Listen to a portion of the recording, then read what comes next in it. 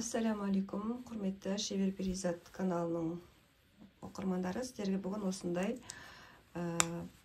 металлический кнопканың, яғни альфа кнопка деп аталады. Осыны пресс ектер арқылы қалай қондырамыз, соны мастер-классын көрсеткім келіп тұр. Білмейтін кісілер үшін пайдалы сабақ болады деп ойлаймын. Өзіңіздің құрбыларыңызға, достарыңызға пайдалы болады деген барша таныстарыңызға осы видеоны жіберіп қойыңыздар. Әлі тіркелмеген болсаңыздар, тіркеліп каналыма лайк басуды ұмытпаңыздар. Және де сұрақтарыңыз болса, астына комментарийға қойып кетсеңіздер болады. Жалпы мына құрылғының аты пресс тер 2 деп аталады. Және де ол үш түрлі функцияны атқарады. Өзім білетін үш түрлі функция. Біріншісі люверсия, яғни кольцо. Одан кейін бар мынандай кнопкалар не істейді, қондырады, және де жемчуг қондыратын сондай өзінің насадкілері болады. Енді бұл насадкілердің түрі өте көп.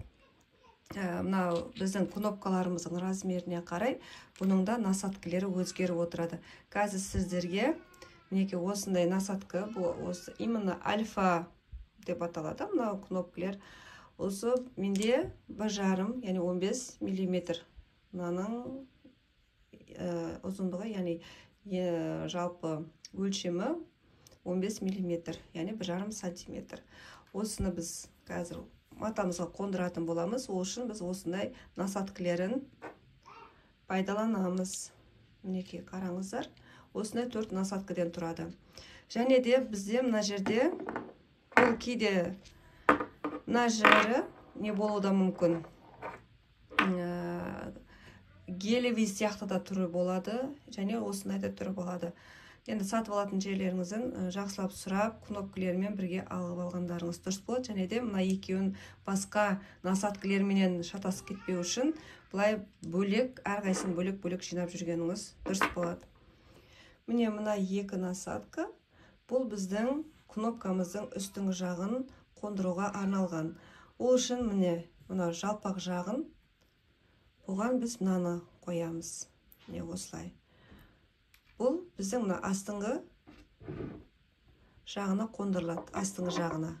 Мінекей осылай қондырамыз, және де міне мына кнопкамыздың басын осы жерге былай қоямыз. Мынаның өлшеміне қарай біздің насадкілеріміздің де өлшемі өзгеріп отырады. Мына жерде кішкентай болса, демек ол кішкентай кнопкаға қондыруға арналған. Үлкен болса, үлкен кнопкаға қондыруға арналған болады. Ал енді мына құрылғы бұл үстіңгі жағына қондырылады. Бұл осындай арнайы винтпен бұралып, мінекей осылай бұрау арқылы қондырамыз. Және оған міне мынаны, бұл былай қондырылады ғой жалпы. Мынау бетінде тұрады матамыздың, ал мынау оның астында былай тұру керек. Үстіп тұру керек біздің кнопкамыз. Сондықтан міне мынаны жоғары қарай нан жапқан сияқты дәл осылай мына жерге бүйтіп кіргіземіз. Мінекей осы жерге кіріп қалады. Қазір сіздерге мынаны алып көрсетейін.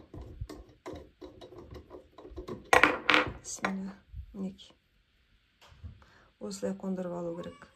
Бұны бұлай салмаймыз. Бұлай салуға болмайды, өйткені ол теріс болып қалады. Осылай қондырамыз, және қайтадан жайына қоямыз. Егер пресстің насадкасы менен кнопкаңыз екеуі сай болса, ол осылай түспей ішінде тұрады. Және мынаны қоямыз. Матамызға өзімізге керекті жеріне осылай белгілерді қойып аламыз. Және мынау бізде негізгі бөлшегіміз, соның бетінде тұру керек. Мысал үшін кнопка осылай қатырылу керек. Сол кезде біз мына жерге тесік жасап алған кезде кнопканы біз қондыру үшін мінекей осылай оң бетін кнопкаға қарай осылай қойып қондыратын боламыз. Қазір оны көрсетем. Матамызды жайып алып, керекті детальдардың орнын белгілеп аламыз. Осылай үстіне де, астына да. Содан кейін барып кнопканы қадауды бастаймыз. Мінекей біз тесік жасап алдық.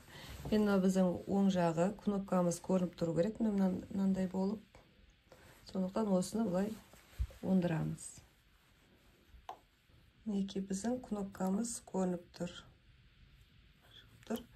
үстіне кнопканы үстіңгі жағын екінші бөлігін қойып қойдық. Енді үстіне салмақпен басамыз.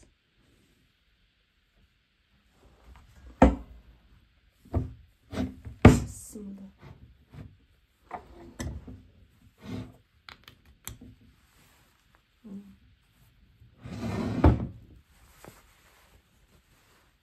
Насадкамызбен орнаттық. Біз үстіңгі кнопкаларды түгел қатырып алдық, қондырып алдық. Енді асты жағында мынандай кнопканы қондыруымыз керек. Осы жерде мен сіздерге бір нәрсені көрсеткім келіп тұр. Мінекей, мынау астында тұратын насадкасы, ал мынау үстіндегі былай давить етуге арналған, екінші насадкасы. Бұны дәл осылай жоғарда алып тастаймыз. Сөйтіп оны осы жерге қондырамыз.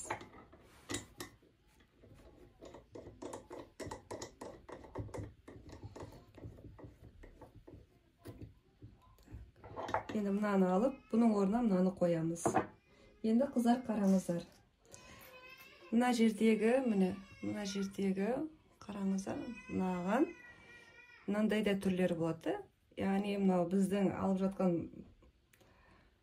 кнопкамыздың қондыратынына мына жердегі тесік, кішкентай мынау шығып тұрған бөлшектің рөлі қатты ойнайды. Егерде біз мынандай түрін алып қоятын болсақ, қараңыздар, мына жерде тесік, бұған басқа түрін алу керек, мынандайдыңшы. Өйткені мынаны кигізген кезде мына жерге қараңыздар кірмейтіні. Шақ емес екеуі бір-біріне сай келмейді. Мен білместен алып қойыппын, өйткені көп кнопка алған кезде, мыналармен бірге общий, яғни жалпы барлығын алған кезде ішінде осылайлар шықты да, осындай түрі. Енді оны қондырайын десем, мінекей, менде шақ келмейді. Бірақ, мінекей, мына түрі бар, басы осындай. Бұл осыныкі. Екеуі бір-біріне шақ келіп тұр. Бұны осылай астына қоя саламыз. Мына жерге қондырамыз. Енді бұны қондыратын кезде, мына үсті, яғни бізге көрініп тұратын жағы мінекей. Бұны дәл осылай алған күйі келіп, мына жерге бұлай кигіземіз. Және мынаған кигіземіз. Алдын ала тесік дайындап аламыз. Енді осыған қалпақты кигізіп, менде мына жерде тұрмай жатыр. Үстінен басамыз.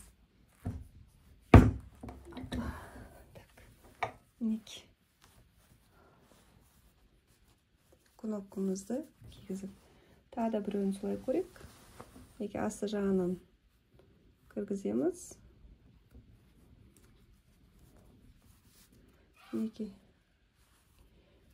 Белгілеген жерімізден кнопкамызды шығардық. Асты былай болып тұрады. Оны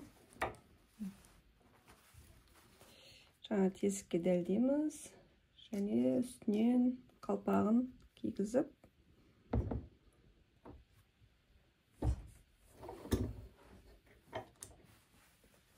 Құрметті оқырмандар, осымен біздің кнопкамыз дайын болды. Видео ұнаса лайк басып, комментарийға өз пікірлеріңізді жаза кетіңіздер. Келесі пайдалы сабақтарда кездескенше аман болыңыздар.